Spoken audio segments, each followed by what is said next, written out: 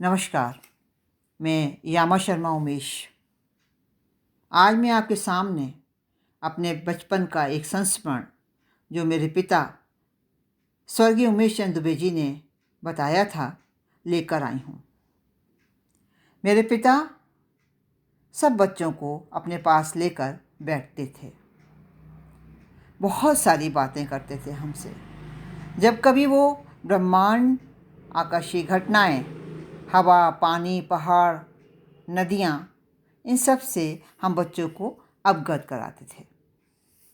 चाँद, सितारे उनके जीवन में बहुत महत्व रखते थे और वो उन सब चीज़ों से हमको भी परिचित कराते रहते थे।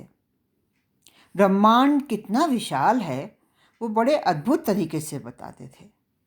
हम सब उसी में, ब्रह्मांड में खो जाते थे उनके साथ। अनोखा संबंध था हमारा और हमारे पिता का। जब कभी वो हमें रामायण भी सुनाते थे और रामायण सुनाते सुनाते अगर सीता पर कोई कष्ट आता था तो वो फूट फूट कर रोने लगते थे और रामायण बंद कर देते थे।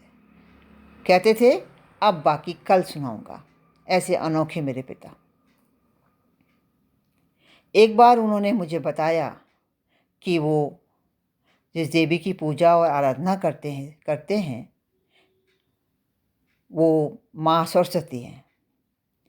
तो उनके जीवन में माँ शीतला, माँ सरस्वती और अपनी माँ, जिनको वो जिया कहते थे, बहुत महत्व रखते थे। उनको बहुत अहमियत थी उनके जीवन में उनकी।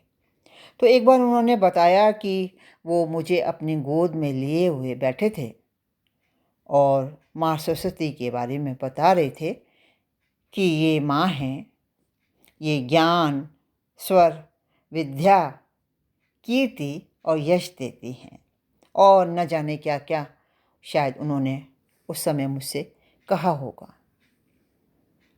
तो उन्होंने मुझे बताया कि मैंने बड़े ध्यान से उनकी बातों को सुना और जब उन पापा की बात कंप्लीट हुई, पूरी हुई, तो मैंने उनसे प्रश्न किया कि पापा, जो सब कुछ ये देती हैं हमें, ज्ञान, विद्या, कीर्ति, यश, सब कुछ हमें देती हैं, तो ये नंगे पैर क्यों हैं?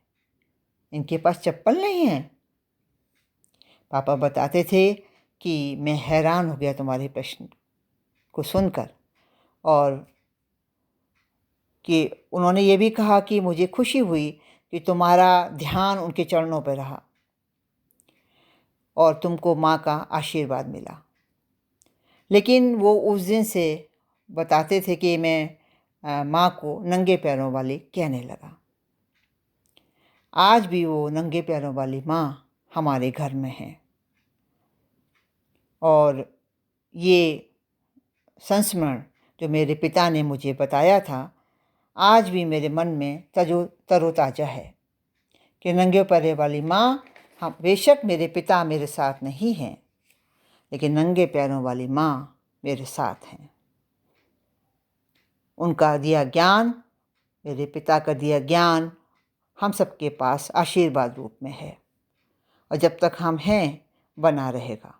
ऐसा ईश्वर से, माता से प्रार्थना है। धन्यवाद।